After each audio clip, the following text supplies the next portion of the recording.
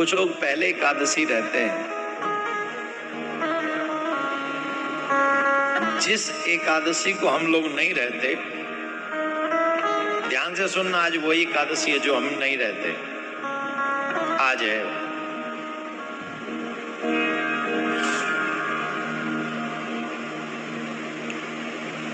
जिस एकादशी में दसवीं स्पर्श करे।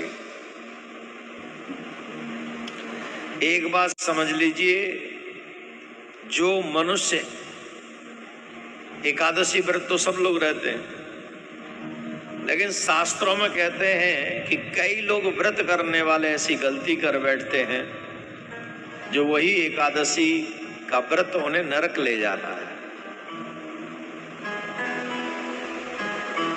वही एकादशी का व्रत उन्हें नरक में ले जाता है। इसलिए व्रत तो करना चाहिए, पर शास्त्र अनुसार करना चाहिए। सोच समझ के एकादशी का व्रत करना चाहिए। शास्त्रों में कैसे एकादशी का व्रत करना चाहिए, कौन सी एकादशी का व्रत करना चाहिए, इसका स्पष्ट निर्देश है। स्मारत और वैष्णव एकादशी दो होती हैं। दसवीं तिथि, ध्यान से सुनना, दसवीं तिथि एकादशी तिथि को अगर स्पर्श करते, वो एकादशी नहीं रहनी चाहिए।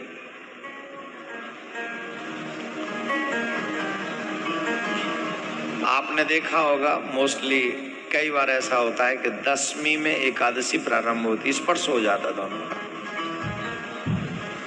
तो वो एकादशी दसवीं तिथि का स्पर्श हो, वो एकादशी का व्रत निषिद्ध है। एकादशी तिथि द्वादश तिथि का भी स्पर्श करती हो, अगर जैसे एकादशी हम व्रत कर रहे हैं और उसमें द्वादशी स्पर्श हो रहा हो, तो वही उत्तम एकादशी का व्रत माना गया है, श्रेष्ठ एकादशी का व्रत माना गया है। जो मोस्टली हम लोग रहते हैं,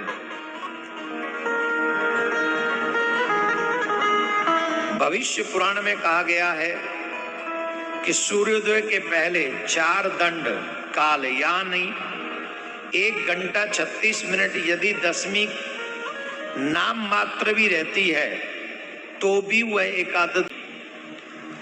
स्कंद पुराण में है, उमा महेश्वर संवाद में ऐसा वर्णन आता है, जो दसवीं युक्त एकादशी करता है वो निश्चय ही नरक जाने की इच्छा करता है।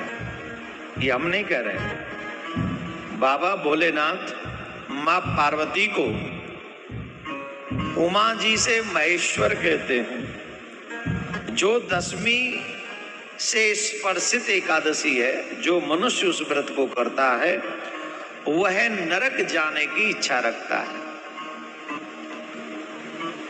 ब्रह्म पुराण में आता है कि धृतराष्ट्र के 100 पुत्रों का नाश हो गया। उसके पीछे एक रीजन ये भी था, उसकी जो पहली पत्नी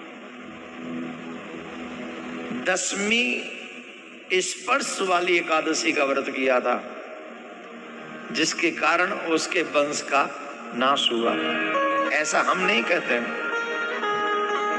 ये ब्रह्म पुराण में आता है। इसलिए हम लोगों को वैष्णव एकादशी का व्रत करना चाहिए। जो चाहे उसमें द्वादशी स्पर्श हो जाए, इवन त्रयोदशी भी कहीं स्पर्श होती हो, द्वादशी बहुत कम समय के लिए द्वादशी रही हो और त्रयोदशी भी, वो तो श्रेष्ठतम श्रेष्ठ एकादशी का व्रत माना गया है। संदेह कभी नहीं करना चाहिए। और जो शास्त्र 3 पुराणों का वर्णन किया मैंने आपके आगे इसमें, इसलिए आप हमेशा कंफ्यूजन में रहने वाले लोगों को चाहिए कि वह